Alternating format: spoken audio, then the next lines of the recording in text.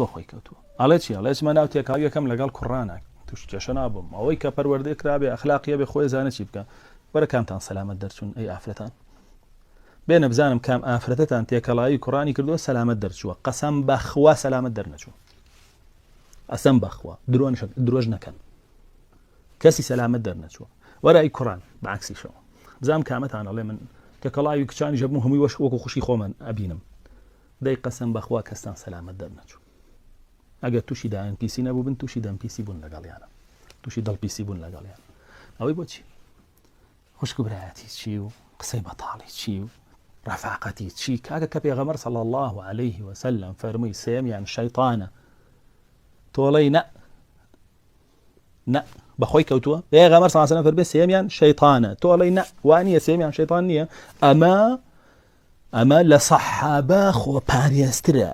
خۆی باشتر پەروەردە کردووە کورە دەی پێغەمبەر صلی الله عليه وسلم بە سەحابەی وت سێمیان شەیطانە کچ و کوڕی سەحابە بەیەک ئەوبن سێمیان شەیطانە چۆن هی تۆ لەم سەردەمی فەساد و فیتنە و بەدڕەوشتیە سێمیان شەیطان نییە ئەنجا داعیەکانی ژیان ئەمەتان لێکن بە حەقیقەت ئەڵێ پەروەردەی کە و جوان ئەخلاقی دابە و بینێرە با تێکەڵی کوڕ بێ من کچەکەی خۆم فرێندی هەیە لە فەیسبوک و لە دەرەوە ڕەفیقی کوڕی هەیە دەیوت ئەو پەڕی دەیاتەیە کە پێغەمبەر صلی الله عليه وسلم فەرمی سێمیان شەیطانە دەیوت چۆن قبوڵیەکەی کچەکەت لەگەڵ کوڕێکا بێ سێمیان شەیطان بێ دەیوت چۆن قبوڵیەکەی بۆ کچی تۆ لە سەحابە باشتر پەروەردە بێ کچی تۆ لە سەحابە پاکترە بێ کوڕی ئەو لە سەحابە پاکترە بێ ئەی خوای پەروەردگار نافەرمێ وا قەرنە فی بیوتیکم یا ئافرەتان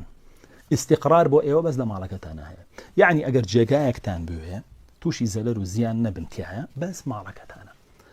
نەچنە دەرەوە خۆتان تووشی فیتنەکەن ماڵەکەتان لە فیتنە دوورنتیایە نە بۆ خۆتان نەبنە فیتنە گیرۆدەی خەڵک بن و شەیطان بتان باتە ژێرباری زیناوە نە بۆ خەڵکی ژەبنە فیتنە هیچ نەبێ نەزارتان لێ ناکە دوورە لێتان و ناتان بینێ ئەسیری ئاەتەکە بەدوای فەرمێکی ولا تبرجن تبرج الجاهلية الأولى لە ماڵەکانتان بمێننەوە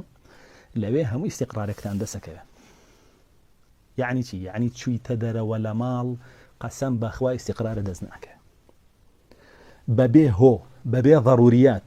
بەبێ ڕێکارە شەرعیەکان لە ماڵ چوویتە دەرەوە سوێن بە ئەڵڵاه استقرارە دەست ناکە نە استقراری ئەخلاقی نە استقراری کۆمەڵایەتی نە استقراری جنسی نە استقراری ئابووری نە استقراری دینی نە استقراری خێزانی نامێنێ بەبێ ڕێکارە شەرعیەکان و بەبێ پێداویستی بچیتە دەرەوە لە ماڵەکەت هەموو ئاسوودەیەک لەو قۆناغانەیە و ئەلەو با بڵێن مەرحەلانەی ژیانە لەو پێداویستیان ژیانە هەمووی لەدەسەدەی ئەوە حەقیقەت